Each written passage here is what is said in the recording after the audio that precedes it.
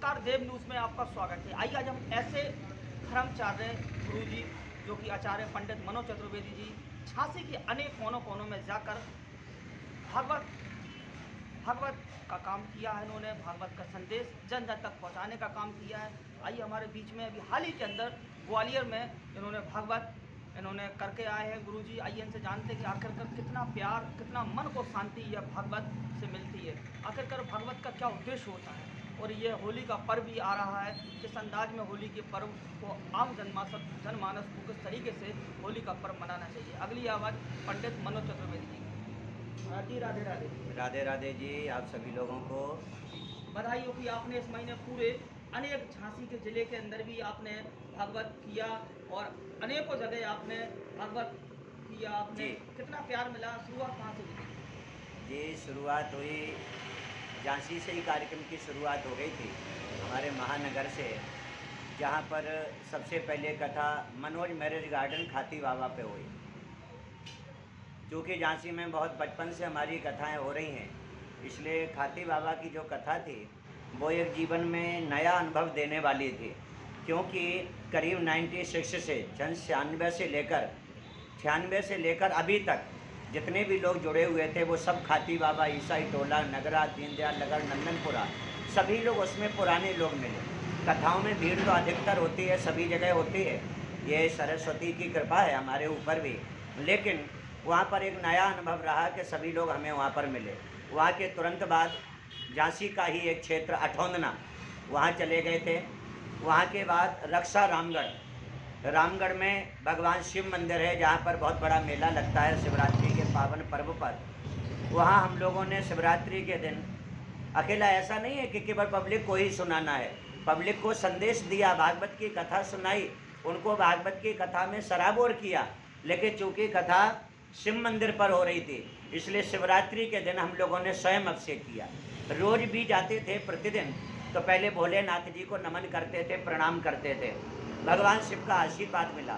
उसके बाद हमारी 2 कथाएं एक साथ थी झांसी के ही पास में, बड़ा गांव के पास, जिसे दौन दुनारा या दौन बसोबा कहते हैं। दौन बसोबा में कथा थी और उसी के ठीक साथ में भगवान शंकर का गांव कहा जाने वाला शक्ति भैरव, जो धमना टहरौली बरुआ सागर मार्ग पर पड़ता है।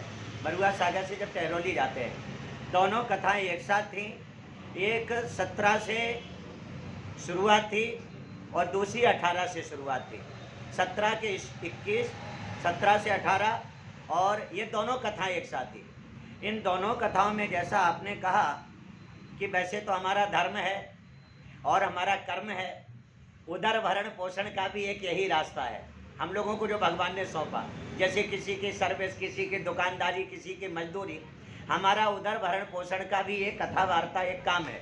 लेकिन उसके साथ साथ इतना आनंद इन दोनों कार्यक्रमों में आया कि अलग जीवन में देवताओं की शक्ति और अपने लोगों का स्नेह, ये दोनों हम लोगों ने महसूस किया। जैसे लोग किसी, हमारा अपना मानना है, जैसे लोग किसी मल्टीविटामिन कैप्सूल से ताकत अनुभव करते हैं या ग्लूकोन डी या ग्लूकोज से लोग ताकत महसूस करते हैं, तो हम लोगों ने देखा, स्वयं अनुभव किया कि इतना थके हुए रहते थे। सवेरे 10:30 बजे से 2 बजे तक कथा शक्ति भैरव में और 2:30 बजे से शाम को 7 बजे तक कथा दौन बसोबा में। तो व्यास गद्दी के नीचे हम लोग अपने को हारा, निराश या ताकत कम ऐसा महसूस करते थे।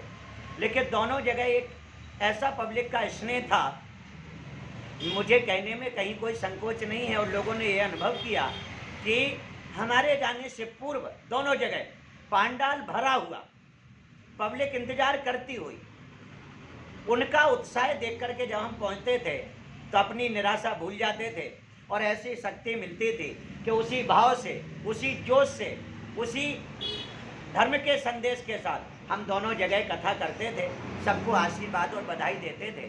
इतना आनंद दोनों कथाओं में आया। कथा का मतलब वैसे तो हमारे देश में, बुंदेली प्रदेश में और भारत देश में, उत्तर प्रदेश में ज़्यादातर ऐसा है कि धर्म का काम कहीं भी हो रहा हो, लोग जुड़ते ही हैं, आते ही हैं धर्म के नाम पर। लेकिन विशेषकर कथा या कथा व्यास या भगवान की शक्ति, ये सभी चीज़ें ऐसा महत्व रखती हैं कि बैठना एक अलग बात है, लेकिन पूरी श्रद्धा से बैठना एक बड़ी बात है। महाराज जी बोल रहे हैं हमें कथा सुनना, ये अलग बात है, लेकिन महाराज जी का एक शब्द निकल ना जाए उससे पहले हमें पंडाल में पहुंचना, ये अलग बात है। दोनों जगह पब्लिक का इतना उत्साह रहा। और देवेंद्र भैया मैं आपको बताऊं कि वाकई में वहाँ दोनों जगह कथा में हम लोगों ने देखा, हमारे साथियों ने देखा, 2 दिन की कथा हो जाने के बाद शक्ति भैरव दौन एक बहुत बड़ा राजनीतिक गांव है जहाँ पर 2 मंत्री रह चुके हैं। रतनलाल जी उसी गांव के हैं जो मंत्री रहे, ओम प्रकाश रिछारिया जी उसी गांव के हैं जहाँ पर मंत्री वो रहे। इस समय राहुल रिछारिया भी राजनीति में पूरी तरह सक्रिय हैं और करीब 250 घर उस घर में पंडितों के हैं उस गांव में। तो ऐसा अनुभव रहा कि 2 दिन बाद कथा के पब्लिक के अंदर ऐसा भाव, ऐसा उत्साह, ऐसी लगन कि हम लेट हो जाएंगे तो ऐसा ना हो कहीं जगह ना मिले। हर व्यक्ति के अंदर एक ही बात थी कि काम जल्दी करो, घास जल्दी काटो, और ये जो हमारे गांव के जीव जंतु हैं उन्हें जल्दी पानी पिलाओ। महिलाओं में था रोटी पानी जल्दी बनाओ, कथा में पहुंचना है। हर व्यक्ति के अंदर ये था कि या तो अपन लोग आध घंटा पहले चल के बैठ जाओ, और अगर अपन लोग नहीं चल पा रहे तो फिर एक काम करो कि अपनी बोरी, अपना चदरा, अपनी आसन पहले से डालाओ ताकि हमारी जगह कवर हो जाए, नहीं तो दोबारा कवर नहीं होगी। बचपन से कथा व्यास गुरुजी धर्मगुरु झांसी से मनोज चतुर्वेदी जी आए हैं। हमें जगह नहीं मिलेगी कथा में, अगर उनकी कथा हमें सुनना है तो पहले से चलो। और ये बात मैं नहीं, आप जब आएंगे और वहाँ पर देखेंगे अगले कार्यक्रमों में, हर किसी का ये कहना था कि हमारे ये दोनों गांव झांसी से लगे हुए हैं, कथाएं हमेशा होती हैं, लेकिन ऐसा उत्साह चतुर्वेदी महाराज के आगमन से ही हुआ कि पब्लिक ने सारे काम धाम छोड़कर और कथा में समय दिया। बहुत मैंने नया अनुभव मिला, हमारी कथा सुनकर दूसरे लोगों को संदेश मिला, अच्छी राह पर गए। और आपने जो 2-3 प्रश्न किए उसका एक और उत्तर दूं। आज कथा व्यासों की कथा केवल इतनी नहीं रह गई है कि राजा हरिश्चंद्र थे, ध्रुव जी थे, प्रहलाद जी थे। आज कथा व्यासों को चाहिए, हमारे भैया पत्रकार जी के, देवेंद्र जी के माध्यम से ये जगह जगह लोग हर बार वीडियो देखते हैं, हजारों लोग इसमें सम्मिलित होते हैं। मैं कथा व्यासों को भी ये संदेश देना चाहता हूँ कि प्राचीन राजा रानी की कथाएं जो हैं वो तो अपन को सुनाना ही है, लेकिन आज वो कथा समाज में क्या संदेश दे रही है, हमें क्या संदेश देना है, उसके साथ साथ ये भी होना आवश्यक है। मैंने जगह जगह ये कोरोना को लेकर संदेश दिया, हर कथा में बोला 2 गज की दूरी, मास्क जरूरी। हम दूर से ही, जैसे हमारे भी कुछ बड़े लोग मिलते हैं जिनके हमें भी चरण स्पर्श करना है, मैंने मंच से यह संदेश दिया कि ना तो मैं किसी के चरण स्पर्श करूंगा, और सभी पब्लिक से हमारा निवेदन है ना मेरे करिए, दूर से ही नमन करें। दूसरी बात, शाकाहारी बनो, मांसाहार का परित्याग करो। अगर आपको लगता है कि मांसाहार बहुत कीमती चीज है, तो मैंने इस बारे में बहुत बारीकी से बताया कि हमारे शाकाहार में ऐसी ऐसी महंगी चीजें हैं कि जिन्हें आप कहीं कोई और वस्तु की ऐसी कीमत नहीं। हमें अच्छे रास्ते पर चलना है, अपना खान पान सुधारना है, भारत माता और सनातन धर्म को हम हमेशा याद रखें। ये सभी संदेशों के साथ अभी लगातार हमारे कार्यक्रम थे। और जैसा भी आपने बताया, आपका एक अगला प्रश्न था, हमारे भाई झांसी के जाने माने पत्रकार देवेंद्र जी, आपने जो प्रश्न किया कि ग्वालियर में हमारे बहुत सारे शिष्य हैं, राय समाज में, शिवहरी परिवार में, ब्राह्मण परिवार में, और इसके साथ साथ ठाकुर परिवार में। इस बार हमारा 5 दिन की राम कथा और महामृत्युंजय अनुष्ठान ग्वालियर था, 18 से 22 ग्वालियर में। तो मैंने हमारे उपेंद्र सिंह भदौरिया जो इस समय पिंटू पार्क के पास सैनिक कॉलोनी में है, उनके घर हमारा कार्यक्रम था। वहाँ हम कथा करते थे, वहाँ जाप करते थे, चूँकि बहुत थके थे इसलिए रिलैक्स भी करते थे। इसके साथ साथ सबसे अच्छा ये रहा, इस बार नया हमें देखने को मिला, जैसे ग्वालियर मेला हमारे भक्त लोग ले गए, बहुत शांति से मैंने वहाँ घूमा, और वहाँ घूमने से संदेश मिला कि प्रशासन का, राज्य सरकार का हमें कितना पालन करना चाहिए आदेशों का। बहुत बड़ा विश्व प्रसिद्ध मेला है ग्वालियर का, लेकिन ऊपर से आदेश आए कि कोरोना को देखते हुए मेला बंद किया जाए। तो वहाँ के लोगों ने, व्यापारियों ने मेला बंद किया। शांति से हमने मेला का दर्शन किया। एक अष्ट सिद्धि कलेक्शन का मैंने वहाँ उद्घाटन किया। जयभान सिंह पवैया जो वहाँ के एक राजनेता, उनसे मुलाकात हुई। कई जगह भक्त लोग ले गए और ये 5 दिनों में कई काम मैंने ग्वालियर में किए। जब लोगों को पता चला तो जगह जगह जाकर के उन कार्यों में भी मैं सम्मिलित रहा।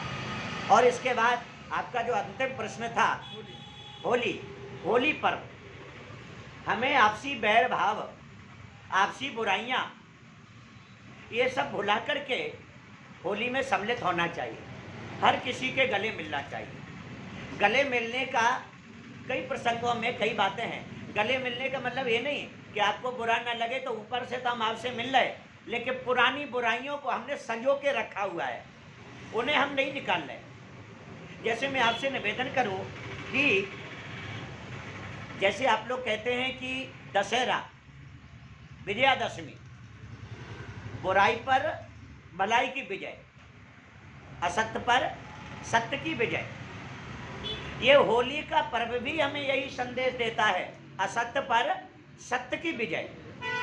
ये पर्व, क्योंकि भागवत के अनुसार हमारे हिरण्यकश्यप ने प्रहलाद जी को मारा, जलाया, विष पिलाया, होलिका से जलवाया, अनेक प्रयास किए, लेकिन उसके बाद भी हिरण्यकश्यप मारा गया और भगवान की भक्ति करने वाले जो प्रहलाद जी थे वो अमर हुए, सुरक्षित हुए, जीवित रहे और बराबर भगवान की भक्ति करते रहे।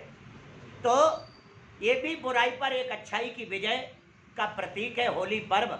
हमें पुरानी रंजिश, पुरानी भलाई बुराइयों को भुला करके प्रेम से गले मिलना चाहिए। ऐसे रंगों का, ऐसी चीज़ों का उपयोग हमें करना चाहिए जो किसी प्रकार समाज में हानि ना फैलाएं, उनका साइड इफेक्ट ना हो, कोई नुकसान ना करते हों। इसके साथ हमें होली मिलन समारोह में सम्मिलित होना है और सबको अपना बनाना है और स्वयं सबका बनना है। बोलो भागवत भगवान की।